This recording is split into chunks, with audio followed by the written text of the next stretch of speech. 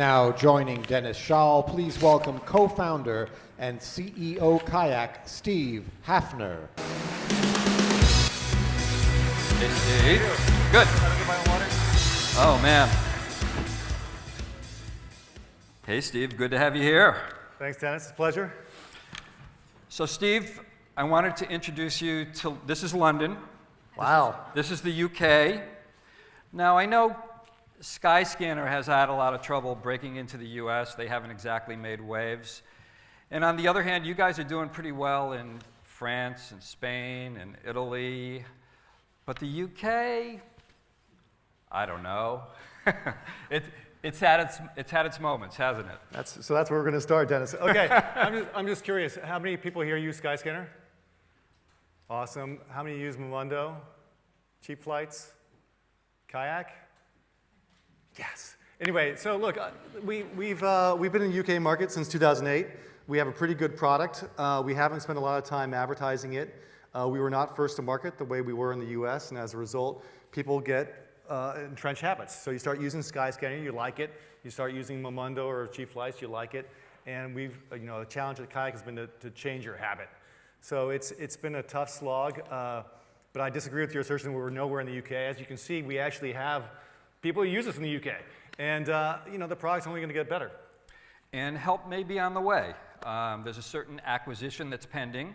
You guys are in the process of acquiring Momondo and Cheap Flights, both with a presence in the UK. So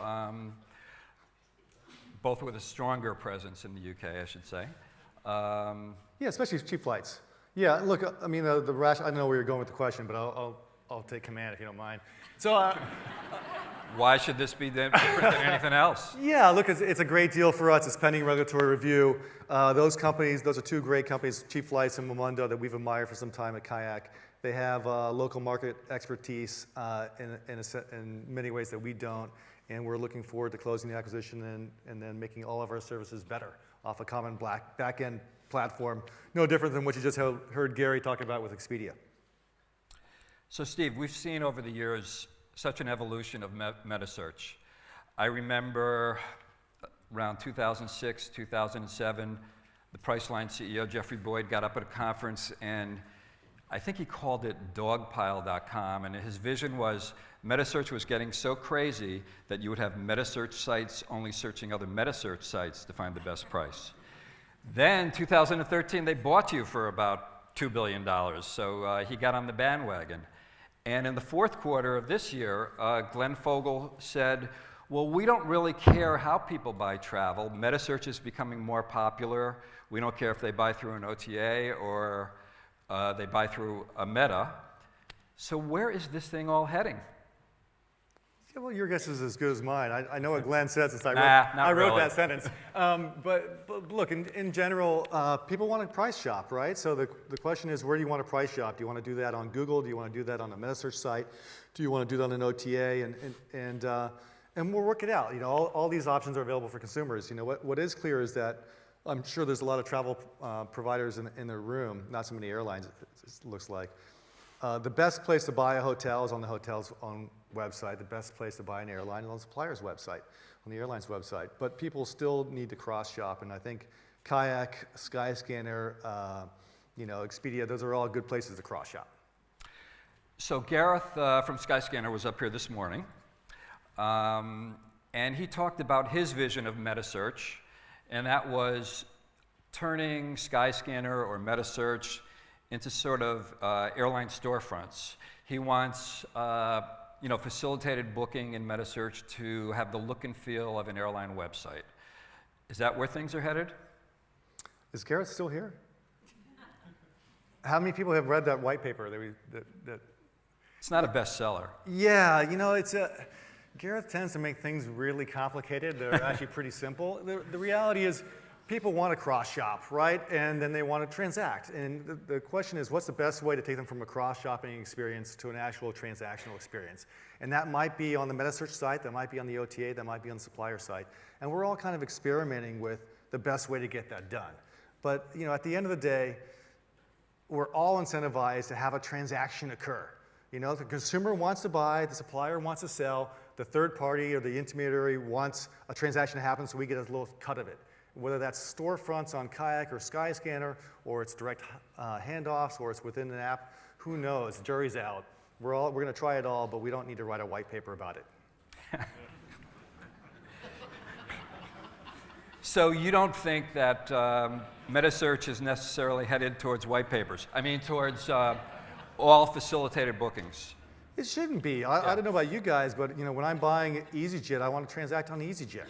Well, I hate some of their ads, but in general, sometimes I want to buy on an OTA, sometimes I want to buy on the supplier site, and give me the choice on what to do. And that's kind of where we are with Kayak. Hugo was up here before of Momondo Group, and he had some interesting things to say.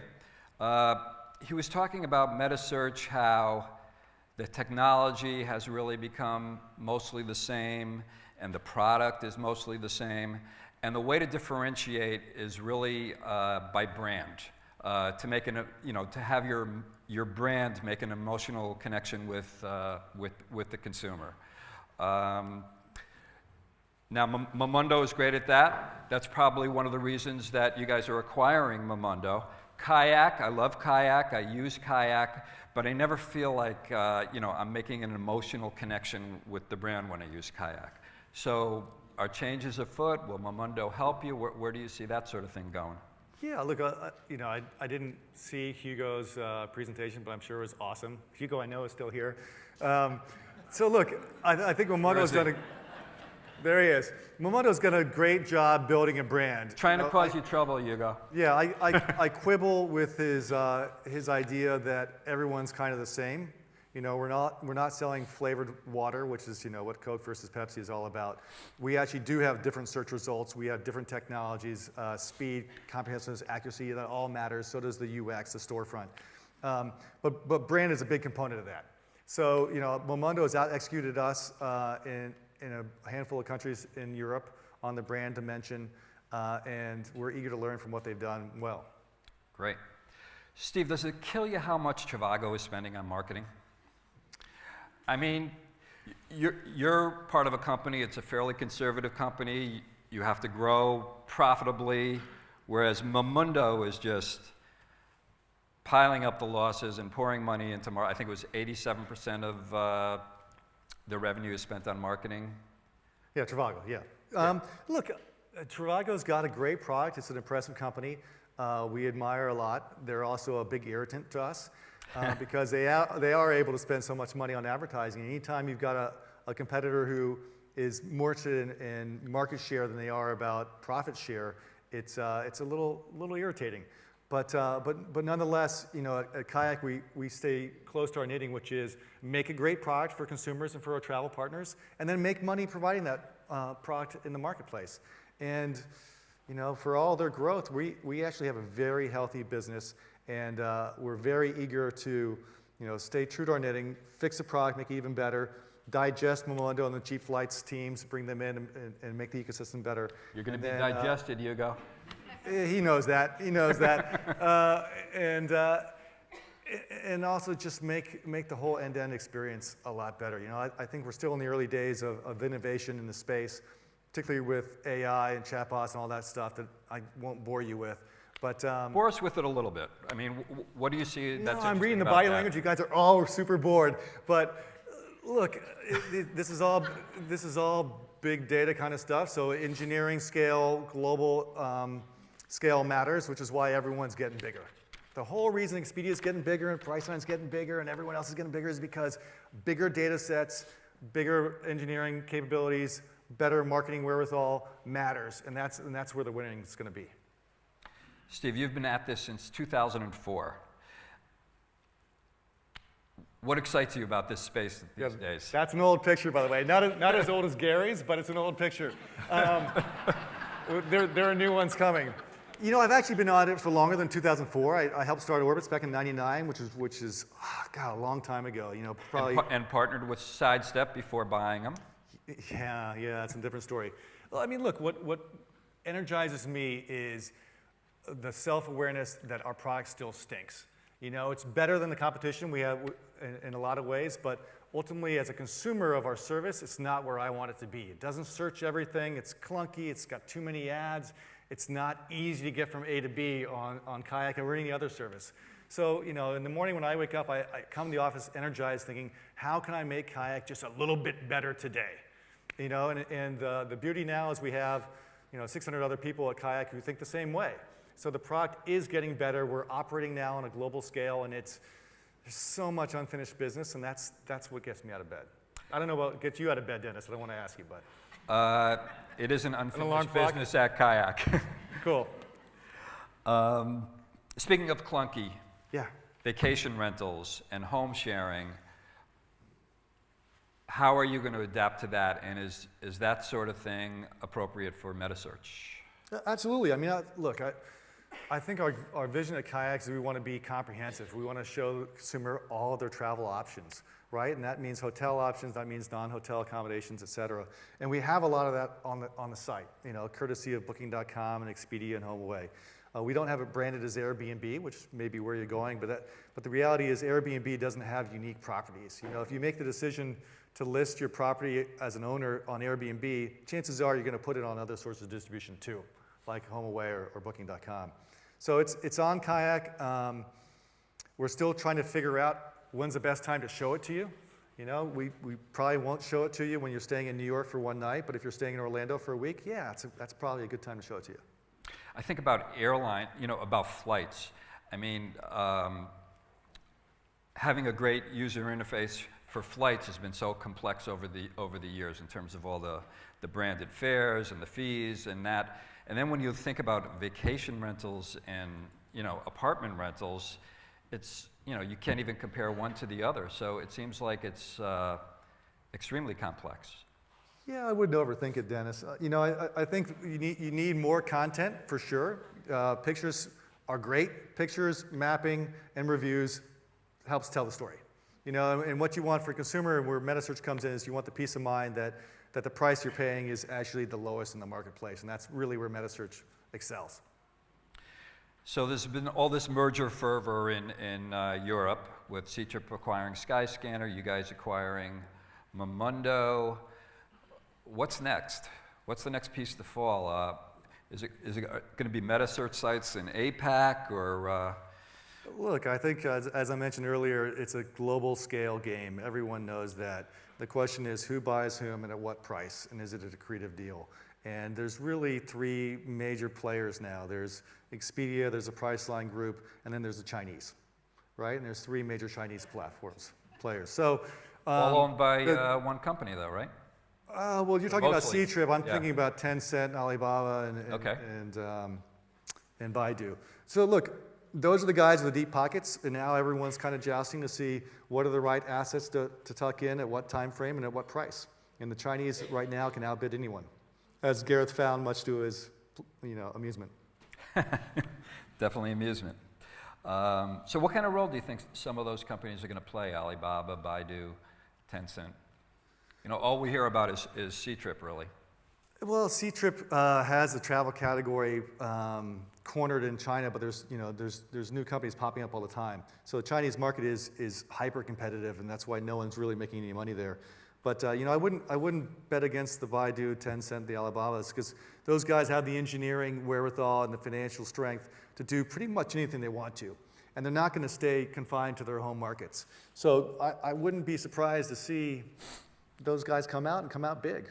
You know, could one of them gobble up Gary and Expedia? Absolutely. Let's talk about Google. What are they up to? You have Oliver coming in here later, right? Oliver's probably already here. But I want to hear Ask what him. you have to think about. I'm going to ask him. Not sure how much he'll answer, but Well, look, most of the time you talk to somebody about Google, they will be very diplomatic and talk about collaboration and some sources of competition. The reality is those guys, don't let them fool you. They're ruthless, and if you were in the same boat or shoes that they're in, you'd be just the same, right? Ruthless but polite. And we compete with those guys. We have a tremendous amount of respect for them. My job at Kayak is to make sure that we're a couple steps ahead of where they're going, and we're very focused on that. And I'd give the same advice to anyone else in the room who's competing against Google, and most of you probably are, in some sense.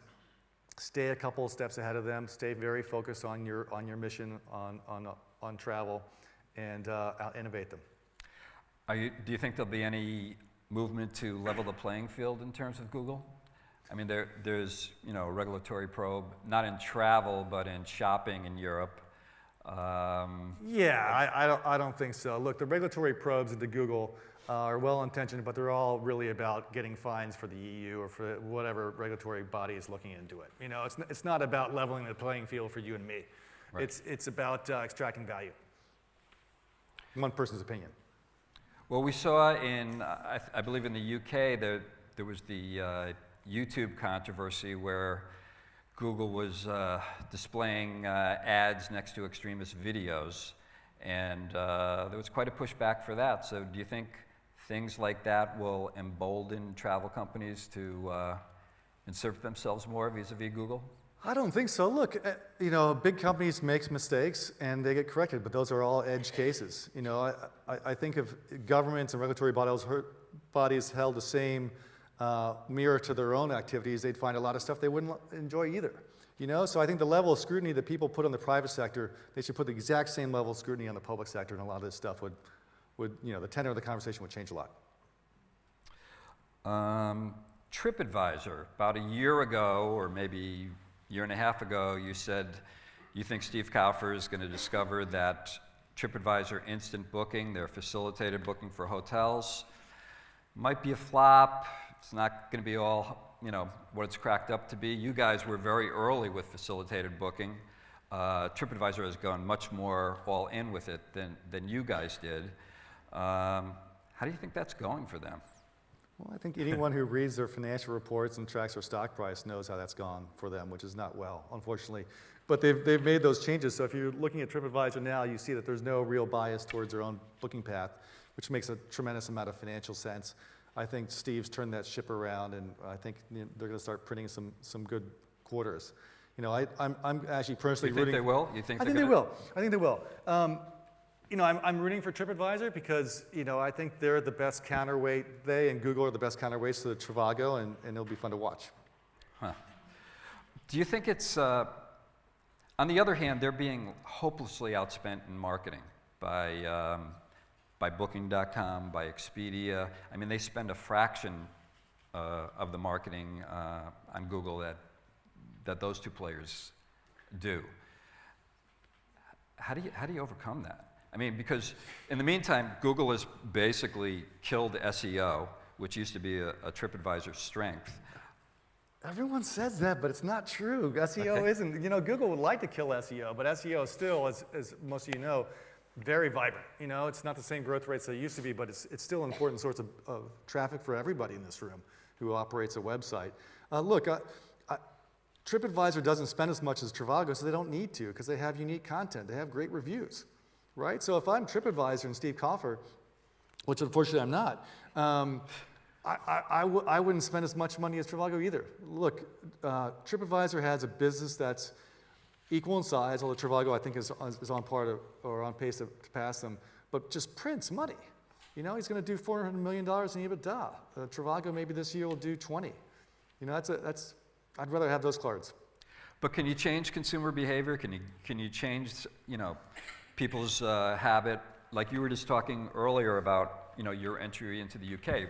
Skyscanner was established. You know.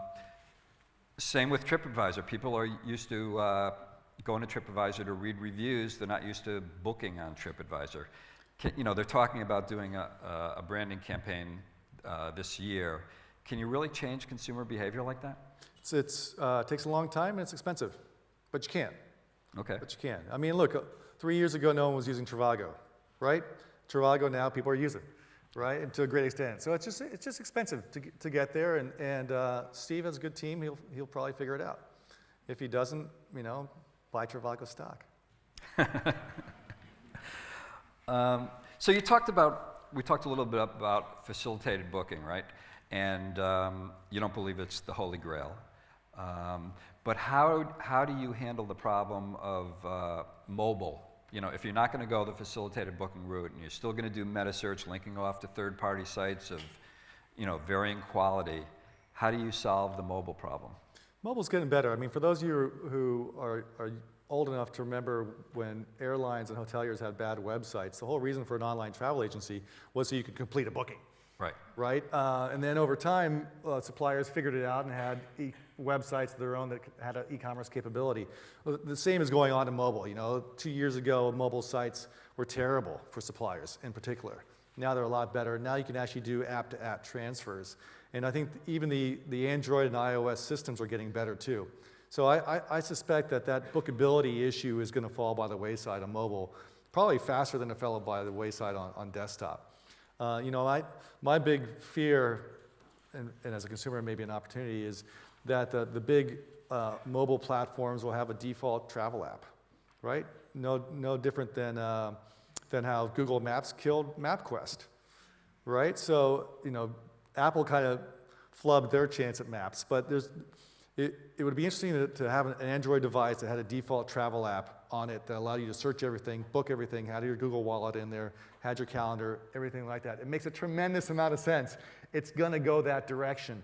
And my job at Kayak is to make sure that when it goes that direction, that the big guys look at us and say, hey, we want to partner with Kayak to do that. Right. Great. We're out of time, Steve. I saw. Thank you. I appreciate it. Take care. Thank you. Thank you.